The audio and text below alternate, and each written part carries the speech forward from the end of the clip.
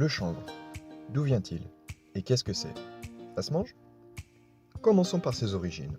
Le chanvre est l'une des premières plantes domestiquées par l'homme en Chine, au néolithique, puis s'est répandu sur tous les continents au fur et à mesure des conquêtes et des échanges commerciaux. D'abord entre l'Inde et le Moyen-Orient, puis vers l'Europe, sur la fameuse route de la soie, qui n'a donc pas servi que la soie. Les fibres servaient déjà à confectionner des vêtements en 600 avant Jésus-Christ. Le chanvre fut donc connu des Chinois, des Hindous, des Assyriens, des Chiites, des Égyptiens, des Grecs, des Romains et des Arabes. Traversant l'Antiquité jusqu'au Moyen-Âge, le chanvre est considéré comme une denrée stratégique de par les nombreuses utilisations permises par sa fibre. Voile, vêtements, cordages et en alimentation. Charlemagne, qui durant son règne encouragera même sa culture partout en France. Ensuite, c'est en 1455 que Gutenberg imprimera la première Bible sur du papier de chanvre. Un peu plus tard, en 1492, 80 tonnes de cordages et de voiles permirent au caravelle de Christophe Colomb d'atteindre le Nouveau Monde.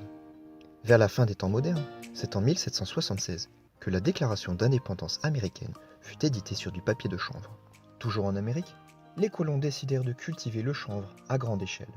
Benjamin Franklin ouvrit l'une des premières usines où l'on fabriqua du papier à partir de chanvre, ce qui permet aux États-Unis de disposer d'une presse libre indépendante de la cour d'Angleterre.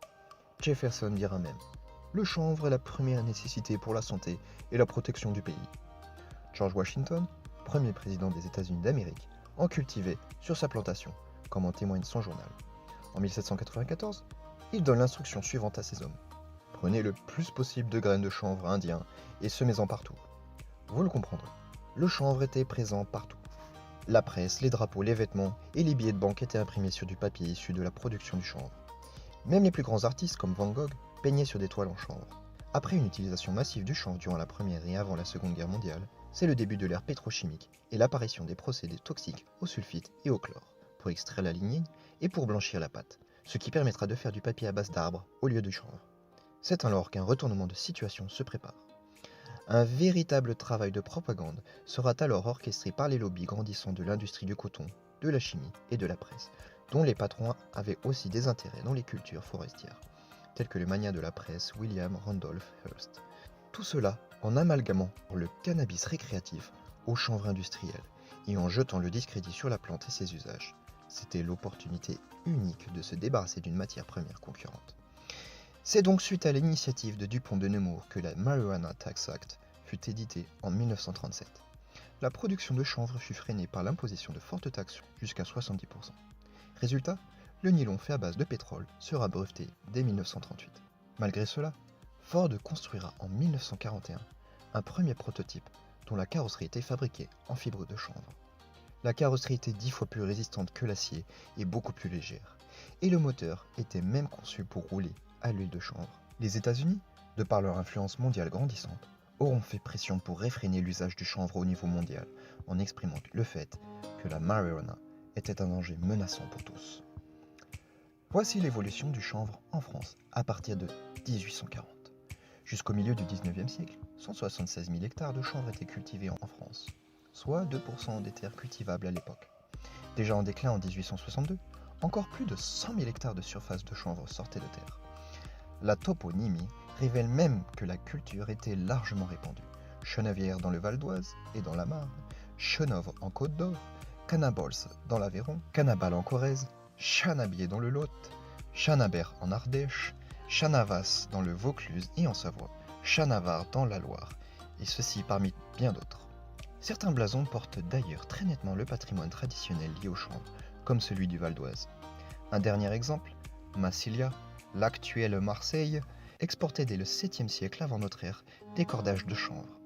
Le nom de canebière, qui a la même racine que le cannabis, rappelle l'importance de cette plante dans l'économie locale. C'est donc suite aux propagandes et aux fortes impositions de taxes que la culture traditionnelle du chanvre a déclin rapidement, pour ne compter plus que quelques centaines d'hectares en France. Mais c'est en 1988, après que la communauté européenne ait sélectionné les graines destinées à la culture industrielle, que le chanvre sera à nouveau cultivé. En 2017, c'est plus de 50 000 hectares qui sont cultivés, soit 0,12% de la surface agricole utilisée. Et aujourd'hui, la France cultive la moitié du chanvre européen. Suite à de nombreux croisements génétiques, il existe une multitude de variétés, que ce soit parmi le chanvre récréatif, plus communément appelé cannabis, est riche en THC, le cannabis qui est illégal en France, et le chanvre industriel dont la communauté européenne subventionne la culture des variétés de chanvre non psychotropes depuis 1988.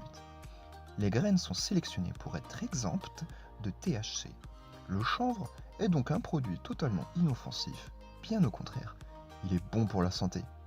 Le chanvre industriel est de plus en plus cultivé en France et les débouchés s'élargissent. Dans le chanvre, tout se valorise. Il est très utile dans de vastes domaines. Par exemple, en cosmétique, l'huile est extrêmement riche en nutriments et minéraux. L'huile est très bénéfique pour la peau et les cheveux. Elle peut même aider à la cicatrisation. En textile, le chanvre est 20 fois plus résistant que le coton et les vêtements ont une durée de vie beaucoup plus longue. En papeterie, 1 hectare de chanvre produit autant de pulpe que 4 hectares de bois sur 20 ans. Les arbres mettent des années à pousser, alors que le chanvre est annuel et devient mature en l'espace de 4 à 6 mois, alors qu'il faut des dizaines, des centaines d'années pour les arbres. En plasturgie, le chanvre peut entièrement remplacer la pétrochimie. Imaginez une bouteille de plastique que l'on puisse jeter dans la nature et qui se dégraderait en quelques jours. Les huiles, on peut faire de l'huile de moteur, des vernis, de la peinture, des lubrifiants et même des résines. Pour la construction, pas d'amalgame. En médecine, le chanvre a de très nombreuses propriétés. Le cannabis médicinal est un marché porteur connaissant de très larges investissements.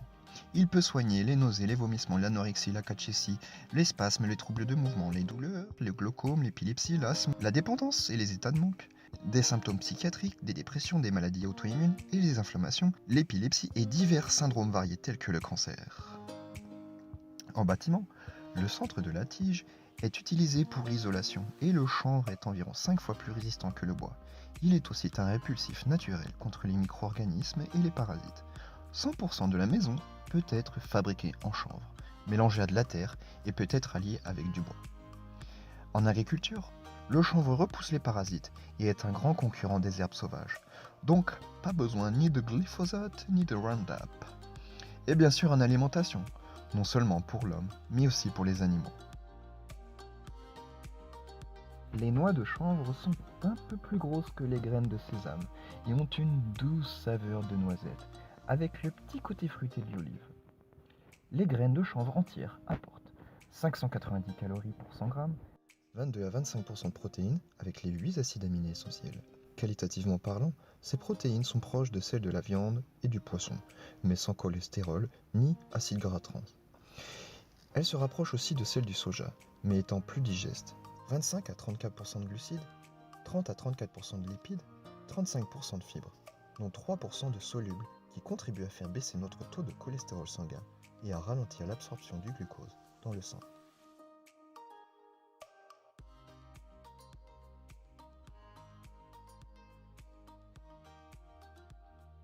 Plusieurs antioxydants dont la cystéine, la carotène, vitamine A sont abondants et travaillent en synergie pour hydrater et restaurer la peau sèche et maintenir la santé des yeux et des membranes cellulaires.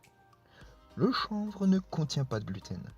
Les huiles contiennent surtout des acides gras essentiels, oméga 6 et oméga 3, en proportion idéale, dont le corps a besoin pour les utiliser. Ces oméga 6 et oméga 3 travaillent en synergie et ont besoin l'un de l'autre pour être activés. Ils interviennent dans la prévention des maladies auto-immunes, de surpoids ou du cancer. Ils protègent les artères du cœur et sont un modulateur hormonal. Il faudrait combiner plusieurs aliments et différents suppléments pour obtenir une valeur nutritive aussi exceptionnelle que le chanvre. C'est pour cela que le chanvre est considéré comme un super aliment.